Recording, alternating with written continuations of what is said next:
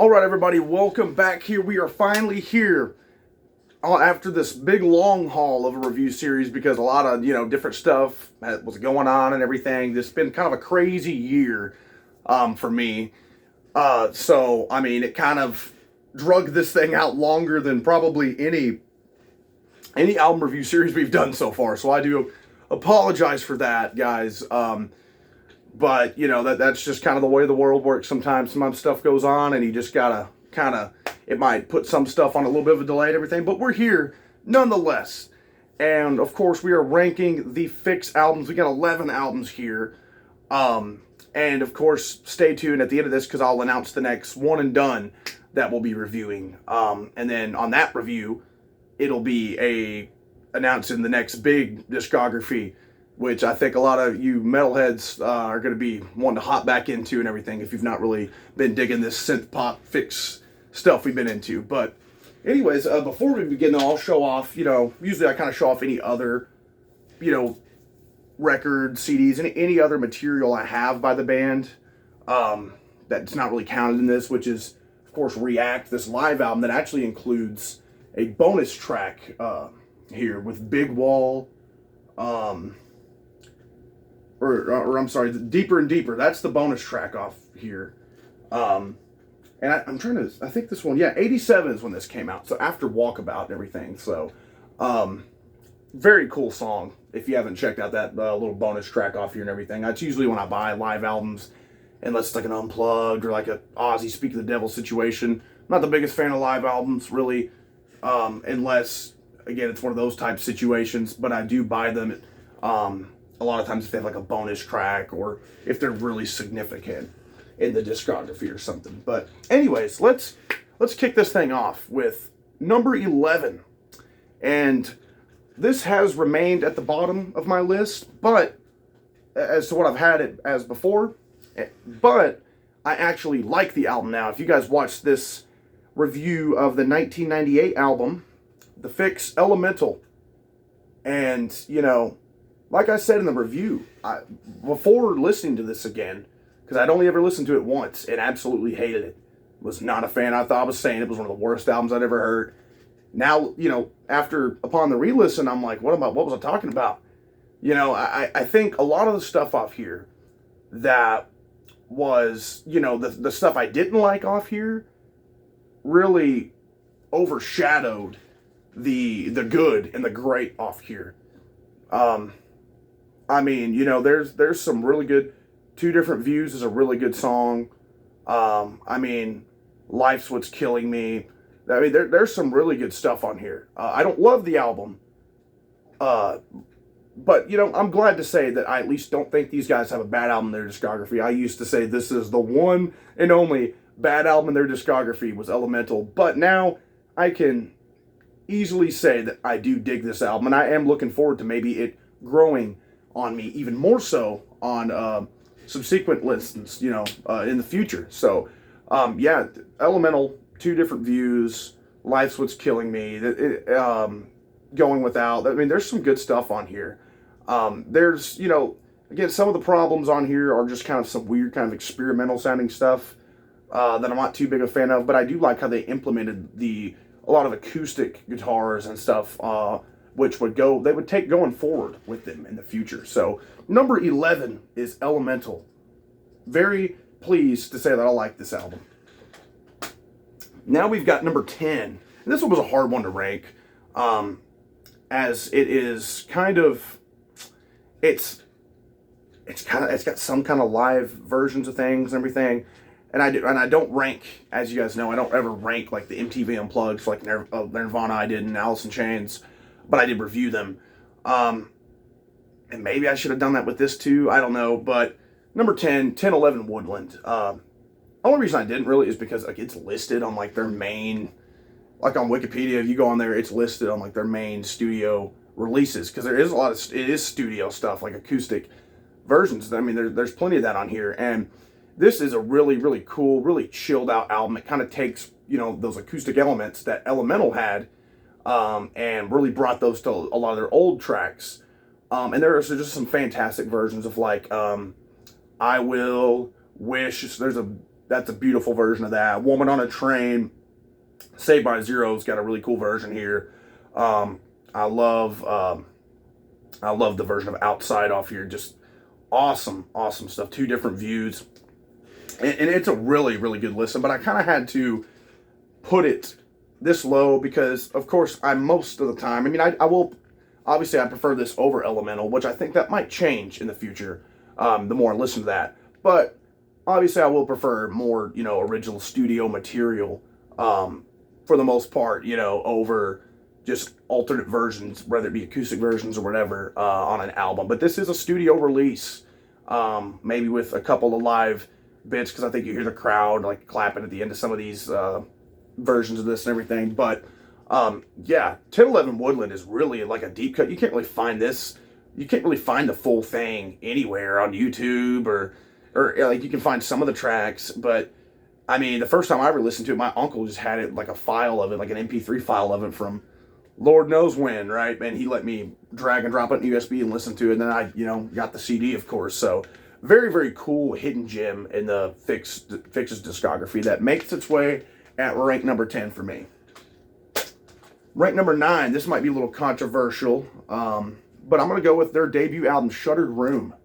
Very cool album, You could tell the band was in its infancy, of course, like even by the sound.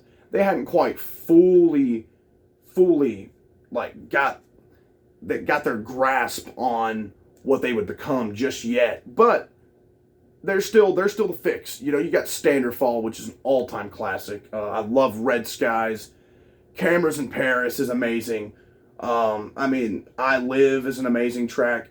This is some amazing stuff off here. Like, it's a great album, and I've liked it more on this recent, listen when doing this review series a lot more than I ever have. So the appreciation has definitely grown for this album, but I still just think that they just, they would get better the more they kind of developed their sound. But there's not a bad song off here at all. It's such a damn good debut.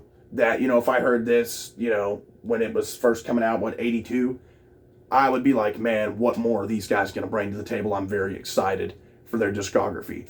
And, of course, we saw how the Fixx would go and how much bigger they would become and how much better they would become. But this is a great, great debut album that I really, also, much like Elemental, might think that, it could grow on me even more. But I've always really, really dug this album. But now, more so than ever, but I still got to kind of give it the spot here at number 9.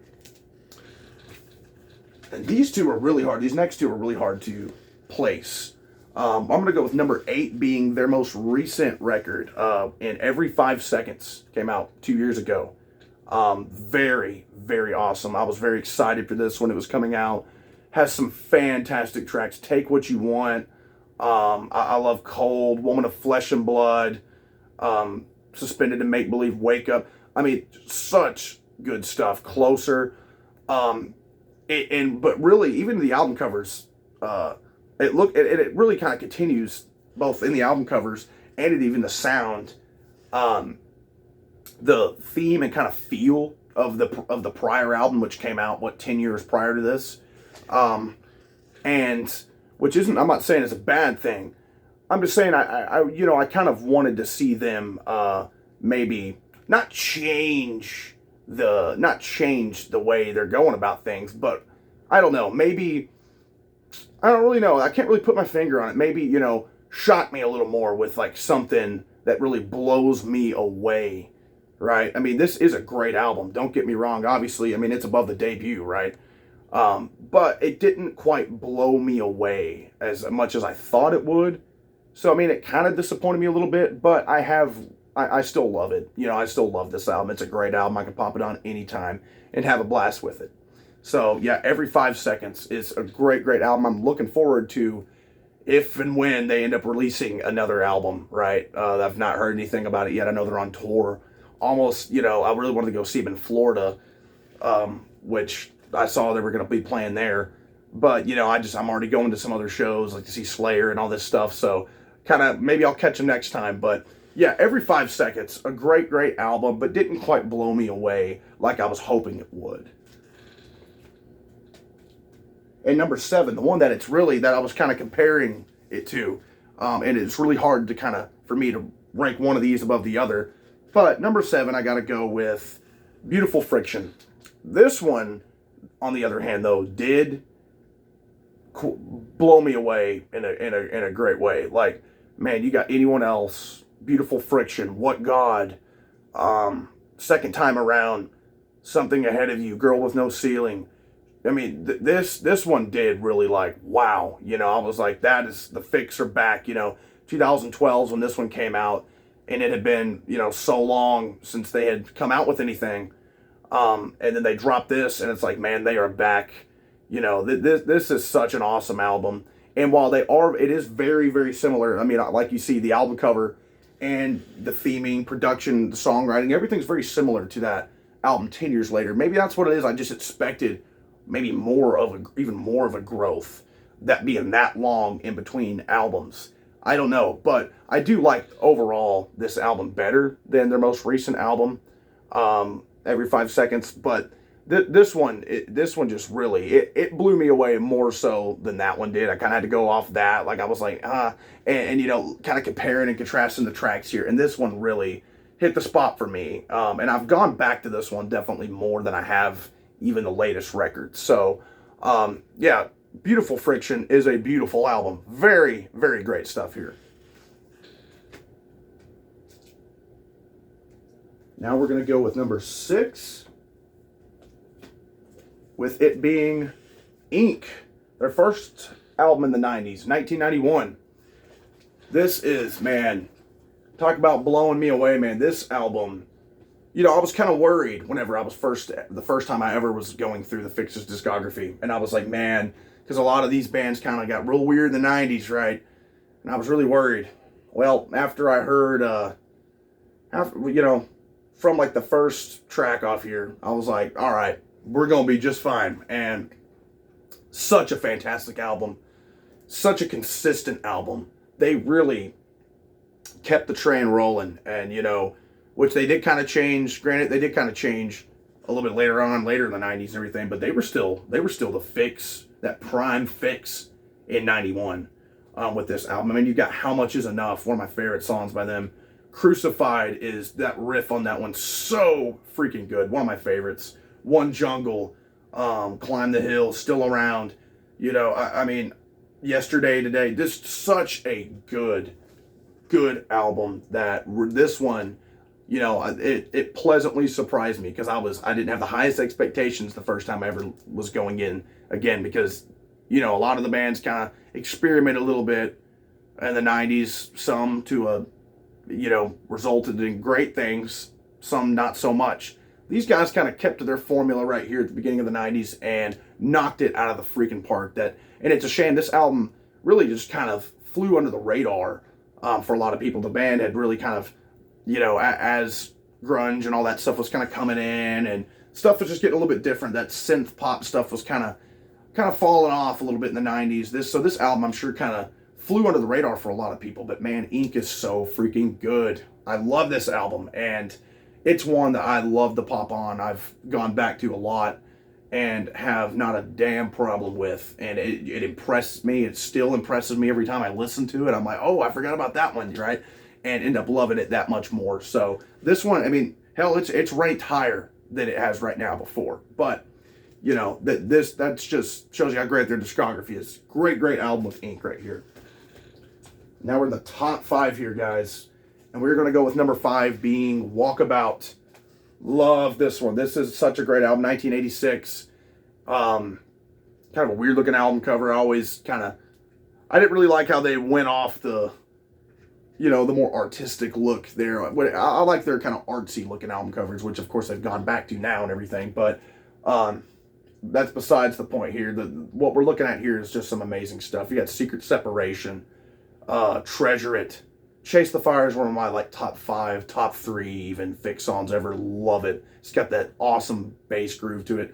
The song Walkabout, Read Between the Lines. I mean, dude, Camp 4. This album is just so damn good. And this one, it kind of has fluctuated with me over some of the others over the years. Like it's gone up, kind of gone down, but it's always kind of stayed consistently in this upper echelon of albums here because it is an all-time Fixx classic. It's one of those classic ones you can pop on and you know you're gonna know every damn song off of it and just have a blast with it. And just this album really, and this is when they were still, pretty popular. I mean, it was fading a little bit. But they were still, Secret Separation was a pretty big hit. So these guys still had some notoriety and everything. But this album is, again, it's something else, man. This is a great late 80s record, and the Fixx were still in their prime, still killing it with a fantastic record.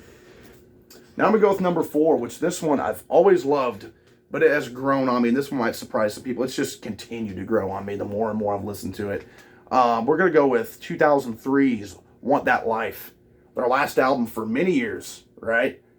And this one is just, wow. The production, the feel of this one, everything about this album it just has that it factor. I'm talking, you don't have to prove yourself. Are you satisfied? Want That Life, the title track. We Don't Own the World. Straight Round the Bend has such a cool, kind of fading, echoey riff that's going on that I really love. Taking the Long Way Home is a classic that I could see being a hit if it was in the 80s. Brave, man, that sax solo at the end of that one. Want That Life this is another gem in the Fixx discography that sadly goes unnoticed by many because, again, this is 2003. Not a lot of people really following their stuff, unfortunately. But, if you are, and if you're a fan, which I was even talking to one of you guys down in the comments, we were talking about this album a little bit back when I reviewed it, and it was great to see, other fans of this album, because this one has never ranked higher than it has now for me, being at number 4, and I feel like it very well could end up creeping its way into the top 3. That's how much I love this Fixx album, and obviously I'm so grateful they ended up coming back with Beautiful Friction and Every 5 Seconds and everything. But if this were to be that last Fixx album, we never heard from them again, what a way it would have been to go out. This album is pure gold for me right here. Love it, and it only continues to blow me away every time I listen to it. So definitely a big shocker, I'm sure, for a lot of people. Number 3, we're going to go with Calm Animals. This one, ever since I heard this one, I was hooked. This is another later 80s one, I think 88, if I'm not mistaken. Yeah. You've got Driven Out. Subterranean's got a really cool groove to it. Precious Stone's a really cool kind of mellow song. The Flow is one of my favorites off here. One of my absolute favorites. You've got World Weary, the title track. I'm Life. This is just such a good freaking album that back to back, it's one of those albums that you're jamming to it, right? And then it feels like it's flown by, and you flip over the record and you listen to that side, and then you're like, man, I just want to, it makes you want to just flip it back over and pop it on again. It flies by because time flies when you're having fun, and you're having fun throughout this album the entire time. It's such a great one. And this is really kind of whenever their popularity started to fade. I don't really know that there was any like big hits or anything off here. But this one, I love the production on here. The kind of chimey, kind of, really ringing kind of guitar tone that we all know that Jamie West Orm has is really, really up front in the mix here, and I love it.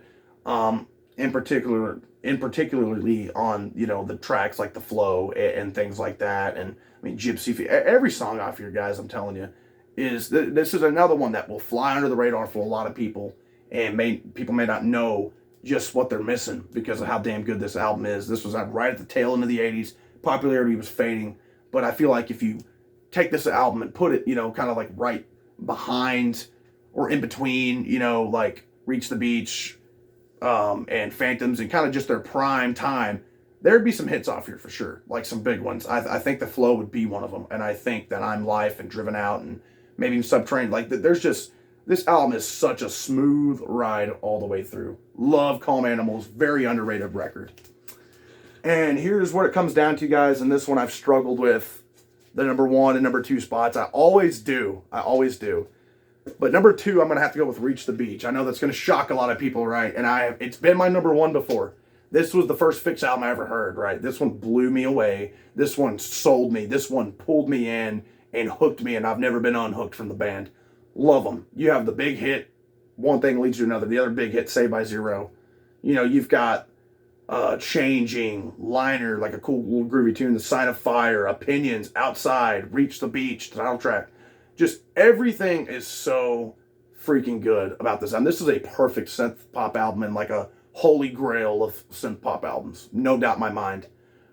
It goes into, you know, I mean, this is one that, again, I have a lot of sentimental value for, because it was the one that I first listened to by these guys years and years ago, and it really pulled me in, and it made me the Fixx fan that I am today. And it is one of the essential synth pop albums. This would be the album I would show people to get them into the band, no doubt in my mind. This is the album that, I mean, it's an essential synth pop record. It's an essential 80s record. You cannot go wrong with this. If anybody's heard of the Fixx, it's usually something off here. I mean, they were on top of the world at this time in their career, no doubt in my mind. And, you know, they never really recaptured the magic all the way that they had on this album as far as commercial success goes. But man, you know, if people would have just hung on there, you know, and just kept going with them, they would see a lot of these other great albums and everything. But with that being said, guys, number one is, you know, use process of elimination. I'm going to go with Phantoms. If Reach the Beach hooked me in, this one, you know, buried me in cement of the Fixx and solidified my fandom. This is one of my favorite albums of all time. This would be one, you know, one of those take on a desert island albums for me. You know, because you're going to want to take a bunch of different genres and things like that. If you could take 5 albums on an island or whatever, which is always a different answer, right? When someone asks you that. But this is usually one of those ones when I'm like, okay, I don't want to just put metal on there, right? I want to be listening to some different stuff on a desert island. And I'm usually like synth pop. What comes to mind? The Fixx, Phantoms. That's how much this album means to me. And this one, I mean, you've got Loose Faced, you got Facing the Wind, that just beautifully produced. Woman on a Train, Sunshine in the Shade, Wish. You've got Less Cities, More Moving People, I Will. That's my favorite Fixx song. Love it. Love the extended version you can find on that was a single or whatever. Love everything about it. Phantom Living. This is so good. That it is also, again, an absolute 80s gem. That even this one was successful and everything with, you know, tracks like Sunshine in the Shade and stuff like that, and Are We Ourselves. But, you know, this one, even though it didn't quite capture all the masses like Reach the Beach did, it still had a lot going for them, you know, commercially and everything. But man, this album, it's like a piece of art, man. I mean, even the album cover, same with Reach the Beach, looks like something you'd see in a museum or something. And that's just kind of the feel I get when I'm listening to this album. I'm like, I'm listening to a piece of art right now. And it's just, this has always been a go-to album for me. I've listened to it Lord knows how many times. And every time I'm just, it gets me in the zone, man. Like pure synth heaven is what I call it. Which, you know, talk way back, you know, I can harken back to when I talked about Mr. Mister, and I'd use that term, that synth heaven, those just pure bliss moments of just perfect synth pop that just, man, it just hits the right vibe, man. And love Phantoms. So I'm interested to see if any of you guys maybe also don't have Reach the Beach. That's your number one, and that would be interesting to see. And I really, for you guys who've been following along with this Fixx series, you know, some of you guys have come out of the woodwork, you Fixx fans, which has been awesome. I really am interested to see your guys' rankings and things like that, and see maybe if you guys have some unpopular opinions, or even if you have Reached the Beach, the obvious number one as your number one. That's awesome too, because I totally get it, because it's my number two, right? So very much looking forward to seeing you guys reading your guys' thoughts on that and everything. So also, we're going to announce the next One and Done, and it's going to be a 90s record. It's a One and Done super group. We're talking about Mad Season above. Of course, Lane Staley from Alice in Chains. You got Pearl Jam members and everything in there. Mike McCready and, you know, all that. So very much looking forward to hopping back into that record. Very, very fun one. And that's going to be the next thing we take a look at, guys. So stay tuned for that. Very excited to hop into that. Again, it's just a one and done. And on that video, you also got to check it out because we're going to announce the next big discography we're going to be doing. We're finally there. And it's a big one. It's a classic thrasher band. I'll just say it's one of the big four, all right? And you can kind of use process of elimination here because I've already kind of knocked out two of them, right? So, with Slayer and Metallica. So, you know, do the math there. It can only be two other ones, right? So, and maybe if you guys guess it, I might put a little heart comment on you or something. So, anyways, guys, thanks so much for watching. Very much looking forward to this next review and everything. So stay tuned for that. And just keep on rocking it, guys. We got some awesome metal, some awesome rock stuff coming up. I still got to get around to ranking all the versions, appearances of Leatherface. I know I've kind of put that to the side because I've been trying to get the rest of this Fixx album review series done and everything. Of course, I've got the all-in review that's going to be dropping next Monday. I was going to drop it yesterday, but kind of got sidetracked with some stuff and didn't end up fully finishing the pay-per-view. But finishing it tonight and going to drop that review on Monday, as well as some other stuff. So we got a lot of cool stuff coming, guys. So stay tuned for that. Like, subscribe, and comment. Thanks, guys.